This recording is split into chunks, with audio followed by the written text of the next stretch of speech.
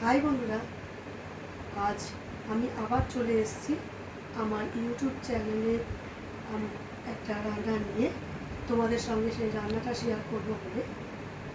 আজ আমি দেখাচ্ছি তোমাদের কিভাবে 2 মিনিটে জলদি একটা সন্ধেবেলার জলখাবার করা যায়।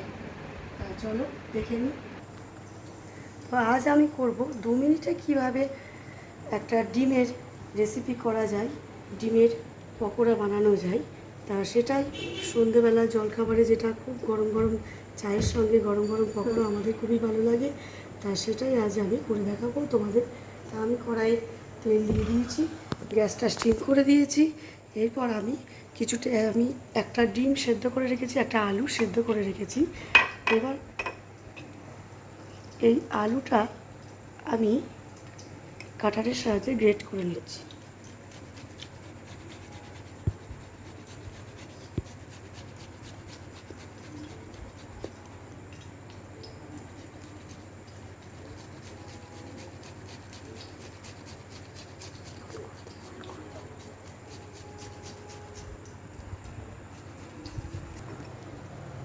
আমার আলুটা গ্রেট করা হয়ে গেছে।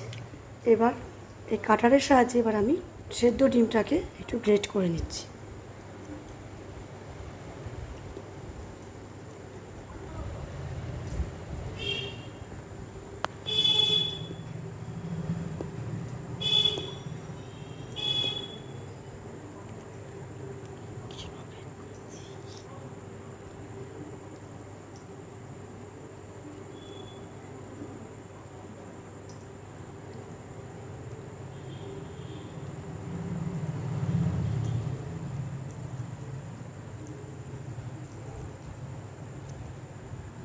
তো এবারে আমার এই ডিমটা গ্রেট করা হয়ে গেছে।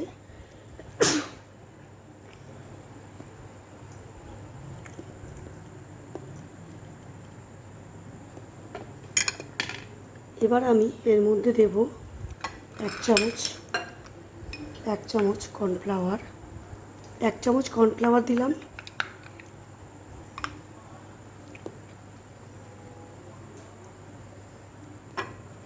এক চামচ বেসন দেব।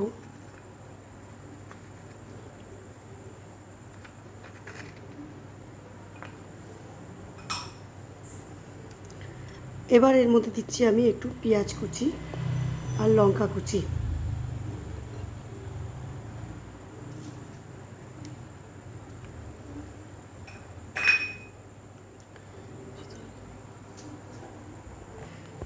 এবার এর মধ্যে দেব আমি পরিমাণ মতো লবণ, একটু সামান্য হলুদ গুঁড়ো, একটু সামান্য পরিমাণ ধনে গুঁড়ো, একটু সামান্য পরিমাণ গোলমরিচ গুঁড়ো, আর আছে একটুখানি চাট মশলা। আপনারা চাইলে চাট মশলা একটু বেশিও দিতে পারেন। এবার আমি এটাকে ভালো করে ম্যারিনেট করে নিচ্ছি। এটা খুবই ইজি। এটা তৈরি করতে খুব একটা বেশি কিছু উপকরণ লাগে না, মাত্র কয়েকটা উপকরণ দিয়ে তৈরি হচ্ছে গরম গরম ডিমের পকোড়া। এটা গরম গরম চায়ের সঙ্গে খেতে খুবই ভালো লাগে। যারা ডিম খেতে চায় না, সেদ্ধ বা ভাজা, তাদের জন্য এই রেসিপিটা খুবই মজাদার, খুবই দারুণ।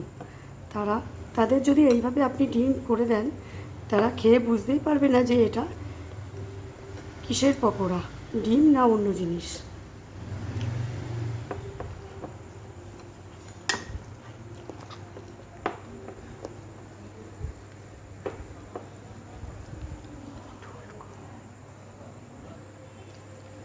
এটা মাখা হয়ে গেছে। এবার আমি একটুখানি বাটিতে একটু বেসন নিয়েছি, একটু সামান্য লবণ দেব।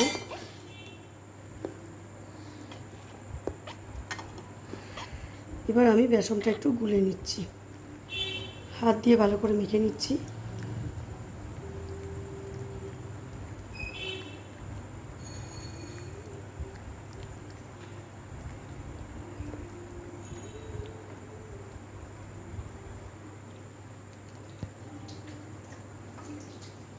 একটু সামান্য পরিমাণ জল আর লবণ দিয়ে আমি বেসনটা মেখে নিয়েছি।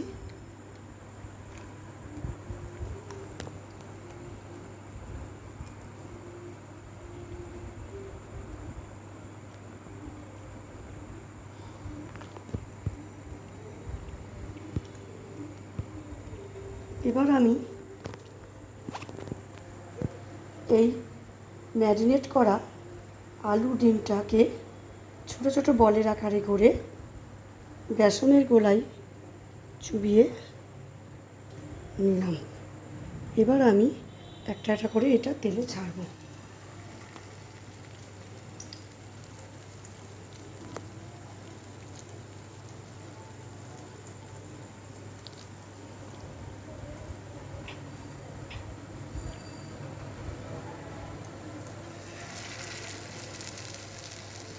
এটা করতে খুব একটা বেশি সময় লাগে না। এই রান্নাটা চটজলদি রান্না হয়। চা হতে হতেই আপনার এই পকোড়া বানানো হয়ে যাবে।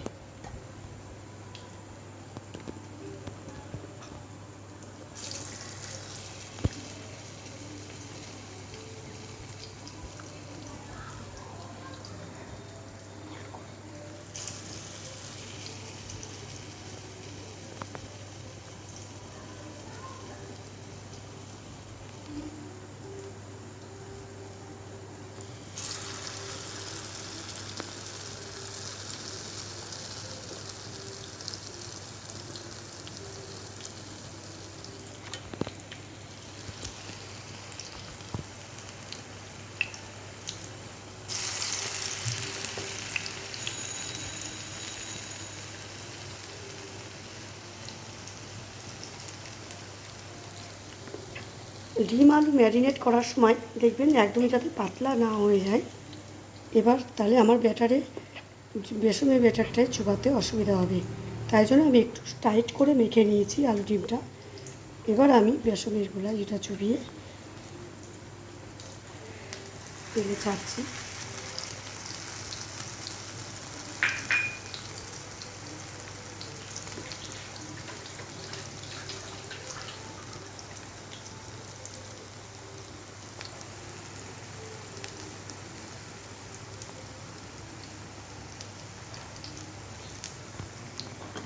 তা আমার এক পিঠ লাল লাল করে ভাজা হয়ে গেছে।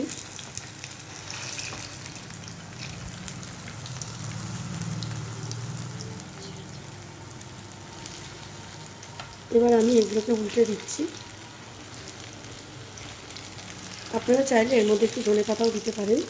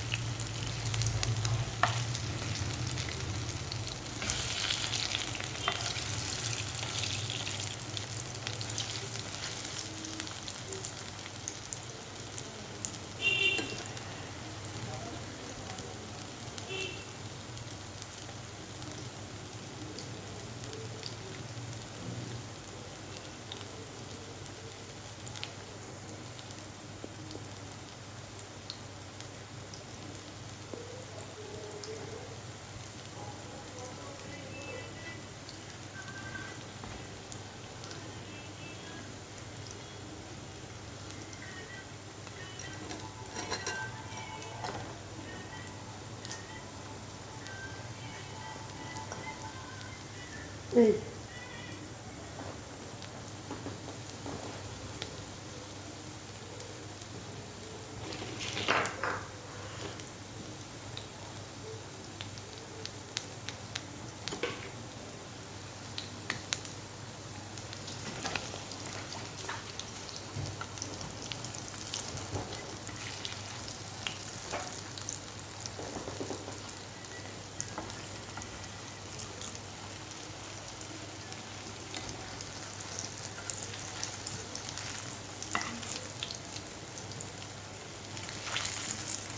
2 মিনিটে কীভাবে আমি ডিমের পকোড়া বানালাম দেখলেন। তা অবশ্যই আপনারা একবার ট্রাই করে দেখবেন, বাড়িতে খেয়ে দেখবেন কেমন লাগে।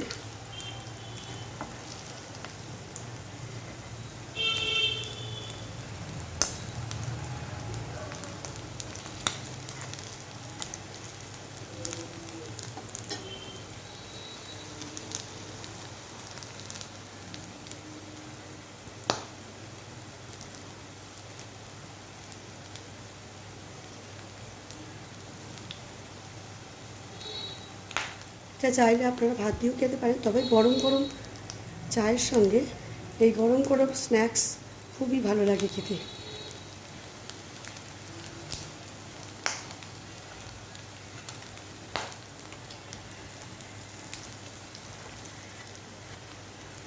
বাইরে যখন বৃষ্টি পড়ে, বৃষ্টির মধ্যে আমরা চপ বা সিঙ্গারা আনতে পারি না দোকানে গিয়ে, তখন আমরা মুড়ির সঙ্গে এই গরম গরম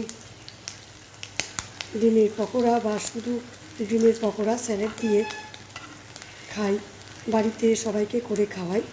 এটা যেহেতু খুব তাড়াতাড়ি রান্না হয়,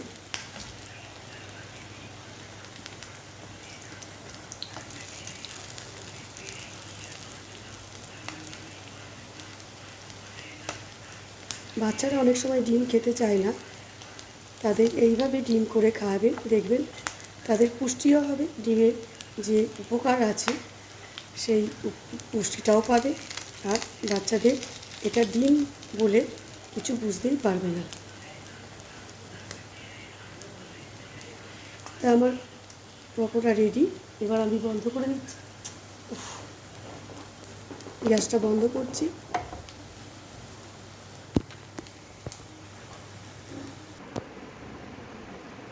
তা আমার গরম গরম ডিম আলুর পকোড়া রেডি। এই পকোড়াটা দেখতেই পাচ্ছেন, দেখতে অসাধারণ। তা আমার গরম গরম ডিম আলুর পকোড়া রেডি। তা এই পকোড়াটা দেখতেই পাচ্ছেন, দেখতে খুব অসাধারণ হয়েছে, আর খেলে পারে তো আপনারা এর মজাটাই বুঝতে পারবেন। তাই অবশ্যই করুন, বাড়িতে আজই করে খান, আর বাড়ির সবাইকে খাওয়ান, বাড়ির বাচ্চাদের খাওয়ান, বড়দের খাওয়ান, যারা ডিম খায় না তাদেরও এইভাবে করে খাওয়ান, দেখুন সবাই আপনাকে খুব ভালো বলবে। আর খেতে খুবই ভালো হয়েছে, আমি ওই জন্যই অবশ্যই বলছি একবার বাড়িতে অবশ্যই একবার করুন আপনারা। আর আমাকে লাইক করুন, শেয়ার করুন, আর কমেন্ট করুন। আর আমার চ্যানেলে এই ভালো ভালো ভিডিওগুলো দেখার জন্য, নানান রকম রান্না রোজ রোজ দেখার জন্য আমার চ্যানেলটা একটু প্লিজ সাবস্ক্রাইব করে রাখবেন, যাতে এই ভালো ভালো ভিডিওগুলো আপনার কাছে আগেই পৌঁছে যায়। Thank you.